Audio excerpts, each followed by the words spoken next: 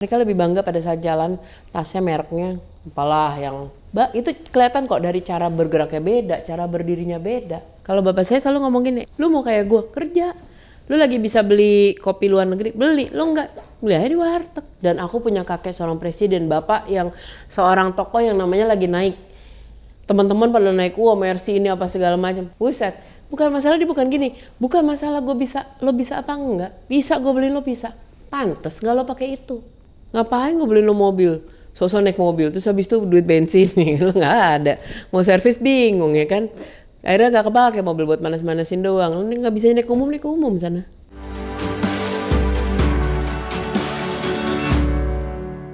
Assalamualaikum warahmatullahi wabarakatuh. Selamat datang di channel Abraham Samad Speak Up.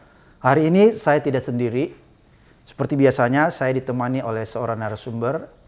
Beliau ini adalah sahabat saya, seorang seniman, seorang musisi, dan juga membangun sebuah lembaga, Rumah Harapan Melani.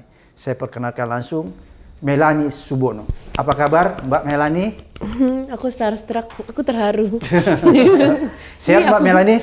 Ya, hampir mau pingsan ini perkenalkan dia loh.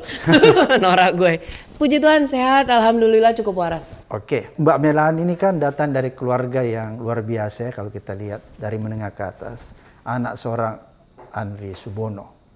Siapa sih yang nggak kenal ya? Promotor, produser. Siapa? Kemudian cucu dari seorang mantan Presiden Republik Indonesia, B.J. Habibie. Yang menariknya menurut saya begini, biasa kalau orang datang dari latar belakang seperti ini, itu menikmati privilege-nya sebagai seorang keluarga presiden atau sebagai seorang keluarga, sebagai anak seorang tokoh gitu ya. Tapi kelihatannya Anda tidak mengambil posisi itu. Karena kita nggak dididik seperti itu. Ayah saya mungkin bisa petantang-petenteng dengan omnya yang presiden. Saya mungkin bisa petantang-petenteng pada saat bapak saya jadi seorang tokoh gitu. Kita nggak dididik seperti itu. Apa ya contohnya ya? Pada saat aku SMA, itu kan lagi happening tuh ya selatan, aku modeling pula, udah punya honor sendiri. Dibeliin mobil sama bapakku, kagak. Lu pantas apa enggak katanya. Hal seperti itu dididik sama dia. Kayak misalnya, dia ngasih lihat, orang banyak pengen lihat rumahnya dia atau rumah Eyang. Bagus nggak? Bagus, itu punya gue, lo mau cari aja diri. Kita seperti itu dididik sama dia. Kita bikin satu kesalahan pada saat dia punya, aku ingat banget dia punya badan promotor kan namanya Java Musikindo. Aku dan adikku, terutama adikku ya, bikin kesalahan waktu itu. Kesalahan promo atau kesalahan apapun. Itu disuruh cicil. Ganti duitnya. Lo bisanya berapa? 10 perak sehari. Ngomong aja 10 perak sehari. Maka papa hitung ya, itu berarti kapan kamu lunasnya. Kita dididik seperti itu. Kalau kamu, bahkan pada saat kita mau menikah atau apapun gitu. Suami kamu bikin 10 perak. Ya gimana cara lo bikin 10 perak tuh ngisi dapur. Hal-hal seperti itu kita benar-benar dididik gitu. Karena menurut bapak saya, lu mau punya duit, dan kita ngalamin, aku ngalamin di masa COVID, di masa krismon, betapa teman-teman yang punya jabatan dan orang tua, pada saat mereka juga nggak bisa ngapa-ngapain, karena tidak terbiasa menabung, tidak biasa menyisihkan, tidak biasa hidup dengan cukup dengan apa yang ada di tangan mereka. Kalau bapak saya selalu ngomong gini, emang gede, tapi kan dia punya gua, bukan punya lu. Lu mau kayak gua kerja, lu lagi bisa beli kopi luar negeri, beli, lu nggak, beli aja di warteg. Kopi-kopi juga. Itu memang didikannya seperti itu. Mati-matian kita kadang kalau dibikin salah nyicilnya ke bapak kayak apa. Bahkan Java Musikindo, bapak aku tidak memaksakan anak-anaknya untuk ngikut. Ngapain gue bangun satu perusahaan susah-susah, terus yang kerja lu yang nggak ngerti apa-apa, nggak mentang-mentang nama belakang lo sama, terus lu pasti dapat jabatan. Enggak lah, ngapain, setengah mati gue bangun 2 hari di lo hancur kan, malas gue.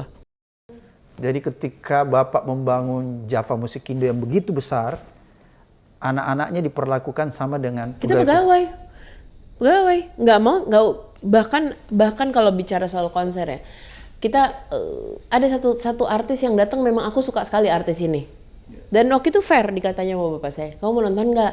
Kan kesempatan dong, ini datang. Kalau aku bilang mau, good, keluar dari sini. Berarti di konser ini lo nggak kerja, lo nggak bisa, lo mau yang mana, kerja apa nonton? Jadi dan menurut saya seorang Habibie, seorang Subono, seorang apa berhasil karena mereka memegang pakem itu. Pakem yang pada saat hari ini saya coba lempar itu ke banyak organisasi, ke banyak teman, ke banyak lingkungan kerja, mereka akan bilang, lo kok rese sih? Lo kok maunya ngatur sih? Lo maunya ini? Padahal enggak, tapi aku terbiasa seperti itu. Hal yang dulu pada saat aku digituin, aku juga kesel, apaan sih lo? Sekarang, aku yang, you know what, gue lebih bisa kerja dari lo pada. Karena aku dulu dididik seperti itu. Apa nilai yang Mbak Melani paling berkesan ya, atau paling tidak bisa melupakan yang diajari oleh Eyang B.J. Habibie? Kalau Panggil Eyang kan? gini, ya kalau ada dua hal, bapakku sama Eyang beda-beda. Kalau Eyang tuh aku tanya gini, Eyang, dia diakuin pinter, malah barusan ada penelitian lagi katanya dia di atas Einstein gitu. Aku bilang, Eyang tuh pinter.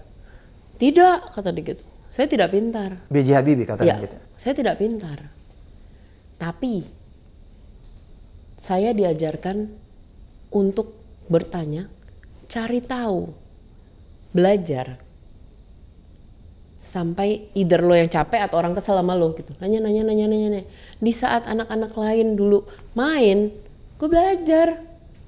Di saat anak-anak keluar atau apalah gitu, main apa gitu. Ya gue di rumah, gue baca. Disiplin, kuncinya adalah disiplin dan niat. Kita tidak punya hak hari ini untuk ngomong, kok sih itu lebih maju sih, sementara kitanya juga yang iya yang enggak gitu kan, males kan.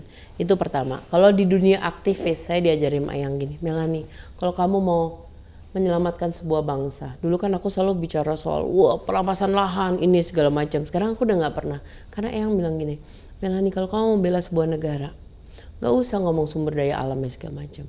Sumber daya manusianya kamu selamatkan. Karena pada saat manusianya mengerti dan sudah kenyang dan sehat dan tercerdaskan, otomatis mereka akan berjuang untuk Sumber daya alam. Sumber daya alam. Itu dari Eyang. Kalau Eyang dari Habibie. Iya. Kalau dari bapakku dua hal berbeda. Kamu mau jatuh kayak apapun, papa ngeliat kamu kayak kereta api. Lu mau jatuh nyengsep gitu, sih dikit jatuh bodo amat.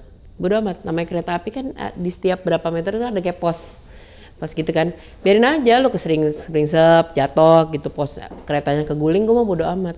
Lu mau masuk jurang baru gue pegangin, enggak mah terserah, biar lu tahu rasanya lecet, biar tahu rasanya jatuh, biar mampus gitu. Itu yang diajarkan papa ya sama ya. Ya. Kalau nggak salah Melani dulu pernah tinggal di luar ya? Ya. Di mana tuh? Aku pernah bolak-balik Belanda, aku pernah di Hongaria, aku pernah tinggal di Inggris. Itu ikut papa kerja, enggak aku kerja. Dulu ikut papa di mana? Di Jerman ya? Ya, tapi kesananya tuh yang aku sebut-sebut tadi, aku semua kerja sendiri. Karena kita dididik kerja itu sendiri. Papa yang mendidik untuk kerja bertanggung jawab sendiri ya? Nggak boleh ngikut papa gitu ya? Iya, ini gua, ini duit gue, tabungan gue, bukan lu. Ngapain gue beliin lo mobil? Sosok naik mobil, terus habis itu duit bensin nih, lo nggak ada. Mau servis bingung ya kan? Akhirnya gak kepake mobil buat manas-manasin doang. Lu nggak bisa naik umum sana.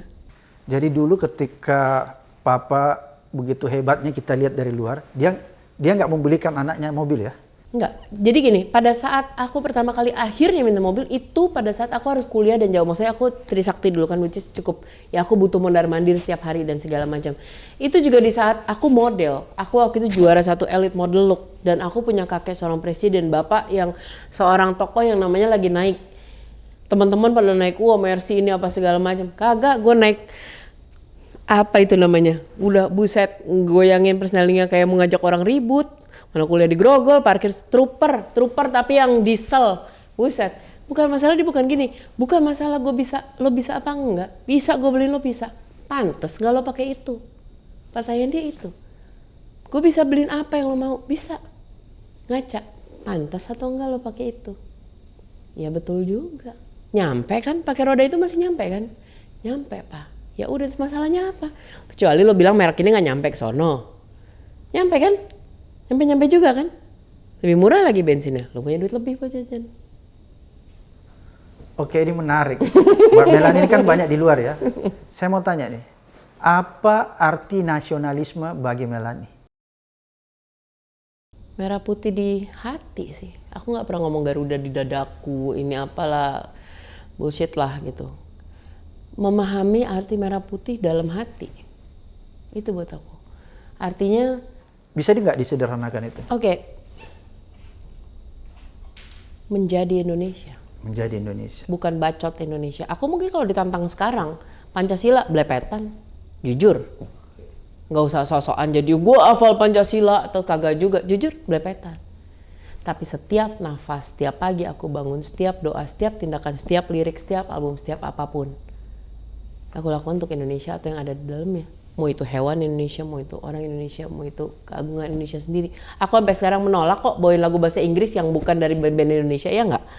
Menolak aku, nggak mau, gue buat apa? Jadi menolak untuk menyanyikan lagu Bahasa Inggris yang memang bukan dalam ranahnya, bukan memang band Indonesia gitu. Kecuali memang lagi tematik ya gitu. Tapi untuk sehari-hari nggak ngapain. Lidah gue bukan itu. Gitu. Jadi itu terjemahan Mbak Melanie sebagai nasionalisme ya? Yes, hal-hal kecil ya, berusaha untuk setiap brand yang aku ambil kerjasama itu sampai sekarang belum pernah ngambil brand luar untuk iklan, pasti aku ngambil lokal. Oke, untuk apapun aku coba bawa tenun, untuk kemanapun jalan, ya kecil-kecil karena kan perang itu atau bela negara nggak harus selalu kita turun ke medan perang atau teriak-teriak kan gitu. At least keseharian aja gitu.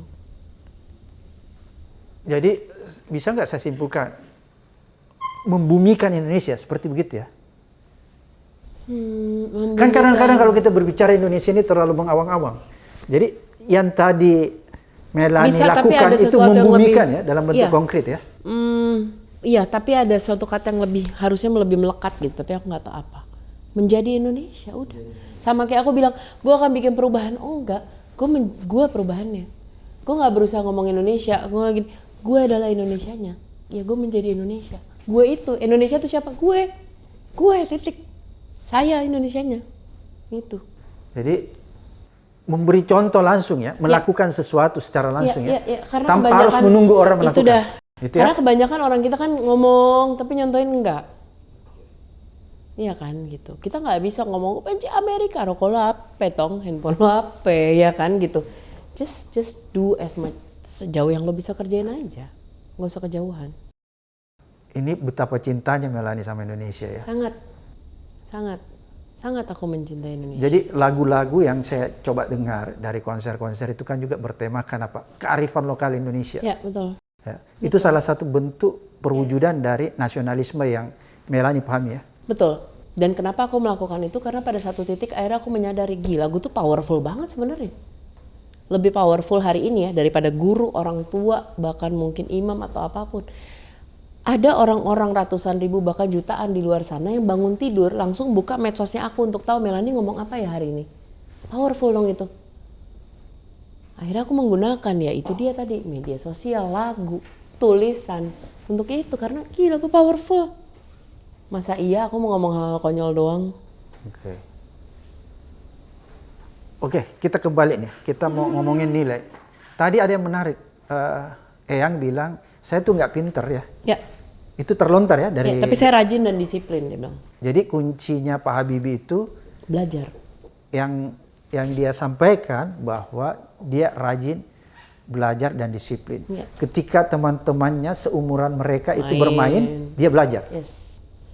Dan dia memang punya yang itu punya jiwa apa ya, curiosity-nya memang tinggi. Nanya dan dia tidak keberatan pada saat orang nanya. Kan kita sempat lah ada generasi budaya di mana bertanya itu menjadi hal yang kurang ajar. Kenapa Anda artikan itu hal yang kurang ajar? Karena kita sering mendengar itu. Ada beberapa angkatan kan, sampai angkatan tertentu kan kita gitu nanya sama orang tua, anak kecil nggak boleh tahu. Nanya tuh nggak sopan, nggak boleh. Ada kan budaya kita pada, dan itu kan sebenarnya mematikan apa ya? Kreativitas, imajinasi, inovasi otak kita gitu. Nah kalau yang orang yang ditanya akan jawab. Nah aku kebayang sih mungkin Eyang pada saat kecil itu ngeselin buat orang kali ya, nanya mulu kan. Nanya dan Eyang bilang tanya terus sampai kamu mengerti. Atau orang itu nyerah lu tanya. Kesel duluan mana aja, siapa aja duluan kesel gitu. Tapi memang akhirnya kita memang tidak terbiasa bertanya. Kita nggak akan jauh-jauh bisa ngomong soal hak. Bang, orang kita itu adalah orang yang pernah ngalamin nggak? Orang lapar, namu depan rumah kita. Perut tuh kedengeran keruyukan. Kita tawarin makan bang. Enggak, makasih udah. Ya kan, kita nggak biasa bertanya, kita nggak terbiasa mempertanyakan hak kita tidak terbiasa untuk mengiyakan apa yang memang harusnya jadi milik kita. Jadi ajaran Eyang benar sih itu. Cari tahu, bertanya, cari tahu, bertanya, cari tahu, bertanya sampai lo bisa. Dan itu yang Melanie lakukan kepada orang tuanya. Kepada siapapun di sekeliling aku. Itu aku akan menjadi orang yang ngeselin. Karena aku kerjanya ngorek, bukan ngorek dalam hal negatif ya, tapi aku tuh mau tahu ini kemana, ini kenapa. Karena itu bukan apa-apa, karena aku mau tahu. Karena pada saat aku tahu, maka aku belajar sesuatu nih. Oh ini gini toh. Ya aku terapin itu. Ibu aku bilang kamu cerewet sekali Mel. Tapi aku mau tahu. Aku mau tahu. Gimana aku mau tahu kalau aku nggak nanya kan? Gimana aku mau tahu kalau aku tidak cari tahu? Oke. Apa yang membuat Melanie dalam keadaan sedih banget ketika melihat Indonesia? Pada saat orang kita sendiri nggak pede sama diri kita sendiri.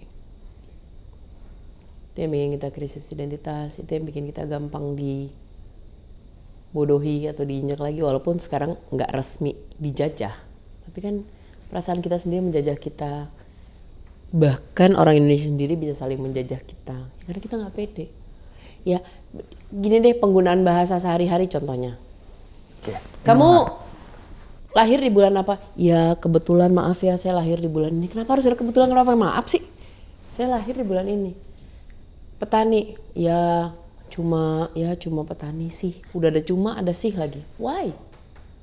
Dia tidak bangga ya Iya. dengan dirinya. Iya. Misalnya dia seorang petani Iya. tidak bangga sebagai petani. Kamu orang mana? Ya kalah lah, jauh sama Eropa lah, saya cuma orang Indonesia. Kenapa cuma?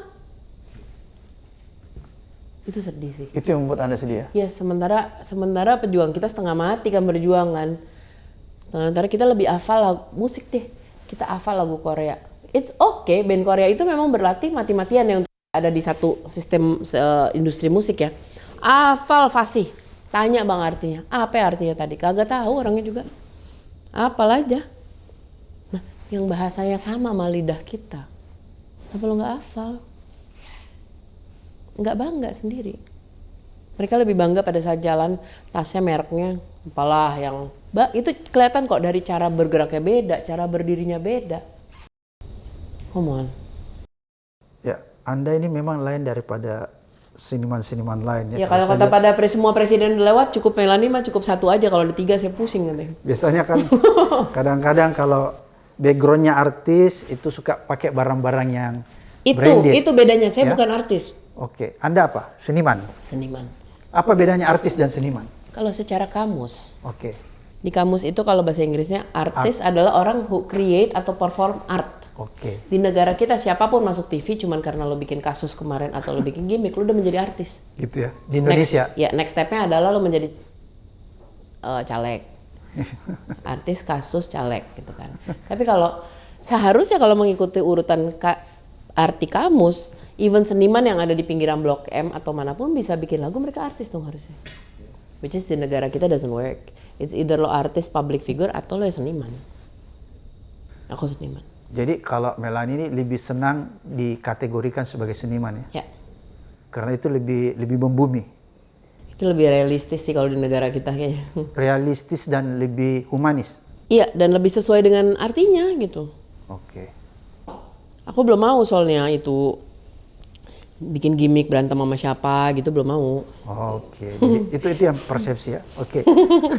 Mbak Melanie, ini ada nggak pesannya nih kepada kaum milenial mengenai nilai seharusnya yang mereka manifestasikan dalam kehidupan sehari-harinya? Kan begini nih, jangan-jangan milenial ini memanifestasikan nilai dalam kehidupan sehari-harinya itu adalah nilai-nilai yang sebenarnya bukan nilai-nilai kearifan lokal, bukan nilai-nilai Indonesia asli. Ada nggak yang Mbak Melanie perlu sampaikan kepada generasi milenial agar mereka memahami arti Indonesia seutuhnya, kearifan lokal itu?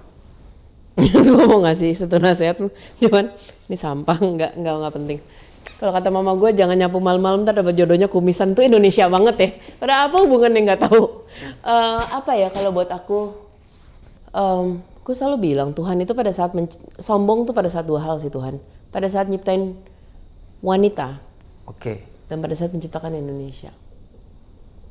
Nggak ada yang jelek loh di negara kita. Jelek tuh cuma persepsi otak kita sendiri gitu. apapun yang kita gali, apapun gitu, itu keren ya. Terbukti dari mana?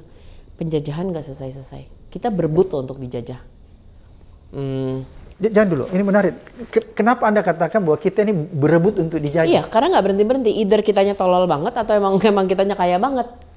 Iya kan? Dan kita memang ada di jalur itu kan. Kita ngomong jalur rempah, kita ada di jalur perdagangan, kita ada di...